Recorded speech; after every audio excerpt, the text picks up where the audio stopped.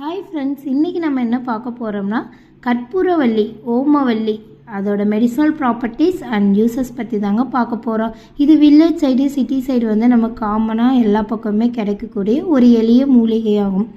மெயினாக இந்த கற்பூரவள்ளி இலை எதுக்கெல்லாம் யூஸ் ஆகுதுன்னு பார்த்திங்கன்னா, சளி இரும்பலுக்கு, குழந்தைகளுக்கு வந்து சளி பிடிச்சிருந்துச்சின்னா கொடுக்கலாம். தலைவலி மற்றும் காய்ச்சலுக்கு, செரிமானம்க்கு, நோய் எதிர்ப்பு சக்தி ரொம்ப அதிகமாகுங்க.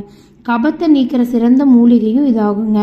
இது மெயினாக லோயர் ரெஸ்பிரேட்டரி ட்ராக்ட் இன்ஃபெக்ஷன்ஸ், நுரையீரல் தொற்றுக்கு இந்த இலை வந்து சிறந்த மூலிகையாக பயன்படுது.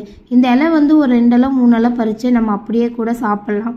பெரியவங்களாக இருந்தால், சிறியவர்களாக இருந்தால் 1 கப்பு இலை எடுத்து ஒரு 2 டம்ளர் சுடுதண்ணியில் போட்டு நல்லா கஷாயம் மாதிரி வச்சு 2 டீஸ்பூன் வரைக்கும் கொடுத்துட்டு வரலாங்க.